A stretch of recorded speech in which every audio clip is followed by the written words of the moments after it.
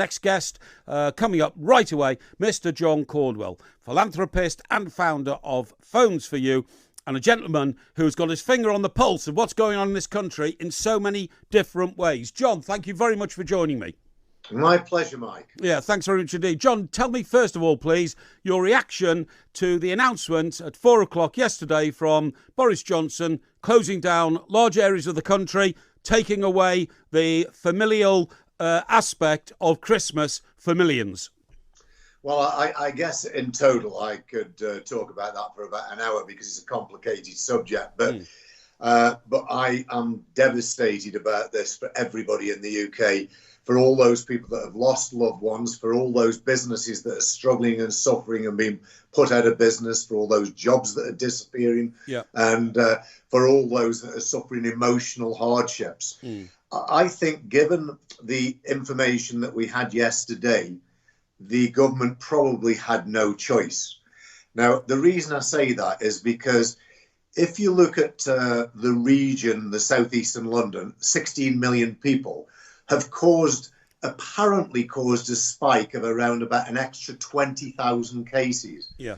So if that mutant virus was all over the UK, which of course I think it will be, but it'll probably be all over the world soon. But if it was all over the UK, that 20,000 extra cases might be 80,000, and then the total cases would be 100,000 per day. Right. Now, at that level, there is a danger that the NHS would be overwhelmed. And you know, Mike, one of my big question marks from day one has been: are we handling this crisis right? Absolutely. Are we handling it correctly? Absolutely. Should we have been investing tens of billions into identifying and protecting the old and the vulnerable, much more so than we've done?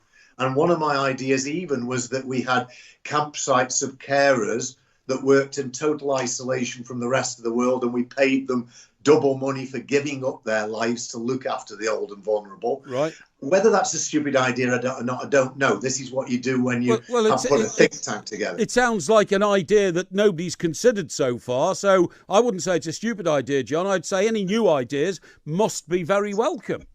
Yeah, and that's what I do. I put ideas into the system of how we can do things differently. And if we did that, then all the people that have been thrown out of work and been and all the businesses destroyed and all the emotional hardship and all the suffering of many, many millions, well, not many millions, of 60 million people could have potentially been avoided. We could have been carrying on as normal, the stronger amongst us of us building up herd immunity and protecting the vulnerable people. Now, I'm not saying that's the answer, Mike, because I don't know. What I'm saying is it could have been the answer. It could have been. None of us know the answer. Let me put this to you, John, because of the nature of your business and what you're good at, okay?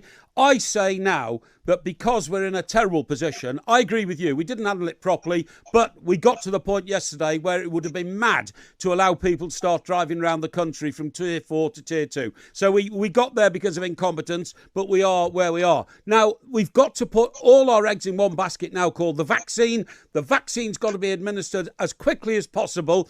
I do not believe, John, that the NHS on their own can carry that out efficiently, but I believe a man like you, a businessman like you, a bloke who's run a huge chain of retail shops, should be brought in to help the government distribute that vaccine and get it done sooner rather than later. Well, thank you for that accolade, Mike. Yeah. I mean, well, you know how to do things, John. You know how to make things happen. Without doubt, I can add value to the government in various ways. I think I have a vision that they are lacking, although, you know, Boris did say the other day in a letter he wrote to me that he agreed entirely with my proposals, that he was already implementing them. Yes. And he is implementing them, but it all feels like a bit too little and a bit too late. And my scheme is way more adventurous, way more ambitious, but requires huge skill to implement and would require businesses being brought in, businessmen being brought in to implement all of this in an effective way and a smart and clever way so that it actually does deliver what it's meant to deliver. So I think Boris and the government are on side. Do you know, just moving off a little bit, and we can all criticise the government, but Do you know, I was very impressed with Keir Starmer in the early days because he played a level political hand.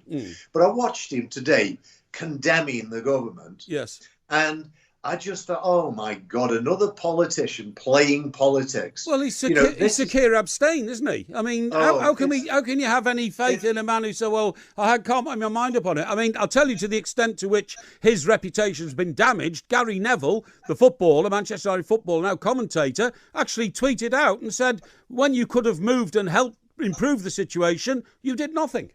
Yeah, and all he's doing now is just condemning, and it's so easy. We can all sit here and condemn the government to high heaven because we're all suffering immensely. Yeah. And I criticise them for the mistakes that they're making, but I only criticise them if I've got an alternative solution that would be better than what they're doing. Yeah. I'm trying to be constructive for the population of Britain. Yes. I'm not interested in scoring political points. I just want Britain to prosper, to get through this with the minimum damage to businesses, the minimum damage to people's lives, and for Britain to remain great. Yes. And when I see people just gratuitously scoring political goals, it sickens me. And Keir Starmer now has gone down for me from a very, very high level to just another one of the gutted politicians who will have a go just purely for his own benefit. Yeah, well, I understand exactly what you're saying, John, but if that's the case now,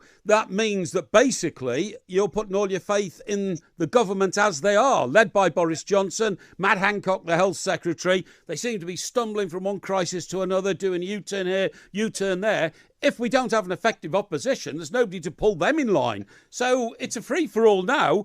Along the lines, the policy lines of the government, which they keep getting wrong.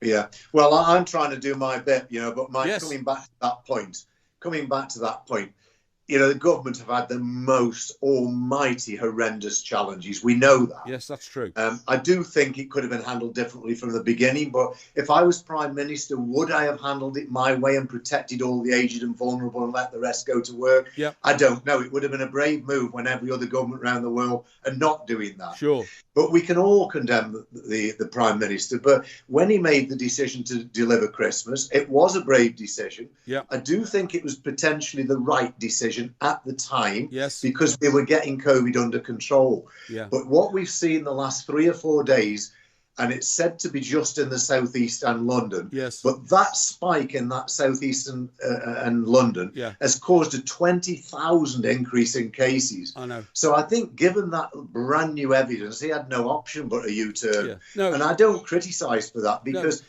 people have to make the decision based on the latest information, and nobody knew we were going to get a mutation that would spread like wildfire 3 or 4 weeks ago. I totally agree, John. And by the way, if he hadn't done anything, then he'd get the argument from the other side. Oh, you didn't act when you could have done, John, we've got to move on because people want to talk to the show. I want to thank you very much indeed for your time. Thank you very much indeed. Every word you speak on this talk radio show of mine is, as far as I'm concerned, another nugget of wisdom.